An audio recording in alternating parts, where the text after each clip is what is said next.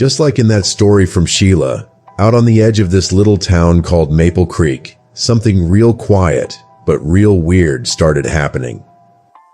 Leah, this bright but kind of shy teenager, she was getting ready for the biggest change of her life. Her fiancé Daniel, this handsome army guy, real charming, he'd come to Maple Creek for their wedding. Leah's family, a tight-knit bunch with 5 brothers, they welcomed Daniel with open arms. But Leah, she had this deep down unease, something she couldn't quite put her finger on.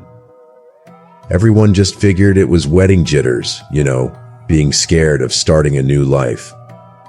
A few days before the wedding, Leah ran into something real strange, real disturbing. One evening walking home, she saw this messed up scene. Out on this deserted road, there was this motorcycle wreck, and this young guy's body, just lying there. His name was Kyle, a local kid who had this secret crush on Leah. The whole thing shook Leah to her core. She was freaked out, all disoriented. But when she tried to tell her family what she saw, they just tried to calm her down. They figured she was just jumpy, that her imagination was playing tricks on her. But Leah's unease just kept growing. She started feeling like someone was watching her, like she was being followed all the time. She kept feeling Kyle's presence, even when she was all alone. As the wedding day got closer, Leah got more and more on edge. She was scared to marry Daniel, but she couldn't tell anyone how she really felt. She didn't know if Kyle's sudden death and her weird experiences were connected, but she knew something was seriously wrong. The wedding day arrived, a whirlwind of nervous excitement and forced smiles. Leah, dressed in her white gown, felt like an outsider in her own celebration. She moved through the rituals like a ghost, her eyes darting around, searching for something she couldn't name. During the ceremony, a strange incident occurred. Leah suddenly collapsed, her body going rigid. Panic spread through the guests, and Daniel, his face etched with worry, rushed to her side. When she regained consciousness, Leah was disoriented. Her speech slurred. She muttered words that made no sense, phrases that seemed to come from someone else. "She's mine," Leah whispered, her voice a raspy imitation of a man's. "She was always meant to be mine." Daniel and Leah's family exchanged bewildered glances. They attributed her behavior to stress, exhaustion, or perhaps a delayed reaction to the shock of Kyle's accident. They tried to reassure her, brushing off her strange words as the ramblings of someone in a daze. But Daniel, despite his attempts to appear composed, couldn't shake off the feeling that something was deeply amiss. Leah, usually so gentle and reserved, had displayed a possessiveness, a raw intensity that was completely foreign to him. That night, in their honeymoon suite, Daniel decided to confront Leah. He gently asked her about her strange behavior, hoping to find a logical explanation. But Leah's eyes, usually filled with warmth, were now cold and distant. "You can't have her," Leah said, her voice low and menacing. "She belongs to me." Daniel, a man of logic and reason, felt a chill run down his spine. He tried to rationalize what he was hearing, but the intensity in Leah's eyes, the sheer malevolence in her voice, made him question everything he thought he knew. He realized that something had taken hold of Leah, something dark and possessive, and he was terrified of what it might do next.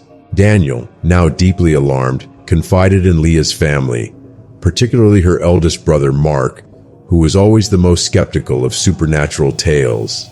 Mark, a pragmatist, initially dismissed Daniel's concerns, suggesting Leah needed medical attention. However, as Daniel recounted the chilling words and Leah's altered demeanor, Mark's skepticism began to waver.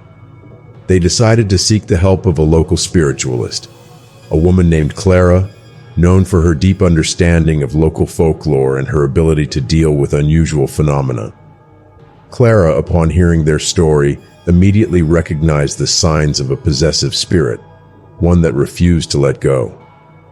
Clara explained that Kyle, in his intense obsession with Leah, had become trapped between worlds after his untimely death. His spirit, fueled by unrequited love and a desperate need for possession, had latched onto Leah, using her as a vessel to fulfill his thwarted desires. Clara prepared for a ritual, drawing a circle of protective symbols and chanting ancient incantations. When Leah, in her possessed state, was brought into the circle, the atmosphere in the room shifted. A coldness permeated the air, and Leah's eyes, now glowing with an eerie red light, locked onto Clara. "You dare interfere?" Leah's voice, distorted and malevolent, echoed through the room. "She's mine, and I won't let you take her." Clara, undeterred, spoke to the spirit, trying to reason with it. She explained to Kyle's spirit that his obsession was harming Leah, that his possessiveness was not love, but a twisted form of control. She urged him to let go, to find peace, and to allow Leah to live her life. The spirit, however, was resistant, its anger and desperation growing. It lashed out, causing objects to fly across the room, and the temperature to plummet. Daniel and Mark, witnessing the terrifying display, realized the gravity of the situation. They were facing a force far more powerful than they had imagined.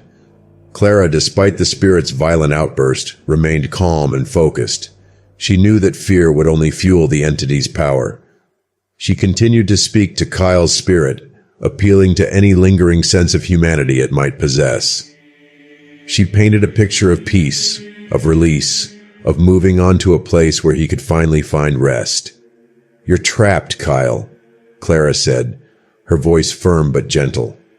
"This isn't love. It's a cage. You're hurting her, yourself, everyone. Let go. Find your peace." The spirit, though still resistant, began to waver. It was as if Clara's words were slowly chipping away at the wall of obsession that had imprisoned it. But the spirit was still angry, and it still wanted Leah. "Give me a sign," Clara demanded. "Show me that you understand. Show me that you're willing to let go." A sudden gust of wind swept through the room, extinguishing the candles and sending chills down everyone's spines. Then a single tear rolled down Leah's cheek, a tear that glowed with an eerie, faint light. It was a sign, a confirmation that the spirit was listening, that it was beginning to understand. Clara seized the moment. She intensified her incantations, weaving words of release and purification. The room filled with a warm, golden light, a stark contrast to the previous coldness. Leah's body trembled, and her eyes, still glowing faintly, flickered with a mix of pain and understanding. "Go, Kyle," Clara urged. "Find your peace. Leah needs to live her life." The light intensified, and a low, mournful sound echoed through the room, a sound that seemed to come from the depths of Leah's soul. Then, the light faded, and Leah's body went limp. The room fell silent, the oppressive atmosphere lifting like a heavy fog. Leah slowly regained consciousness, her eyes filled with confusion and a lingering sense of dread. She looked around the room, taking in the worried faces of Daniel, Mark, and Clara. She had no recollection of what had transpired, but she could feel the residue of a dark presence that had invaded her mind and body. Clara explained what had happened, recounting the story of Kyle's obsession and the spirit's desperate attempt to possess her. Leah listened in stunned silence, her heart heavy with a mix of fear and pity for the tormented soul. The ritual had worked. Kyle's spirit, finally understanding the futility of his obsession, had released Leah and moved on. The oppressive atmosphere had lifted, replaced by a sense of peace and closure. Daniel, relieved and shaken, held Leah close, promising to never let her go. He realized the depth of the darkness they had faced, and he vowed to cherish every moment with her. In the following days, Maple Creek returned to its quiet rhythm. The strange occurrences ceased, and the town's residents, though still whispering about the events, began to move on. Leah and Daniel, however, were forever changed. They had faced a darkness that most people could only imagine, and they had emerged stronger, their bond deepened by the shared experience. They understood that love, when twisted by obsession, could become a destructive force, and they vowed to build their future on a foundation of trust and understanding. Clara, the spiritualist, remained a respected figure in the community, her wisdom and courage a beacon of hope in the face of the unknown. She continued to guide those who sought her help, reminding them that even in the darkest of times, compassion and understanding could prevail.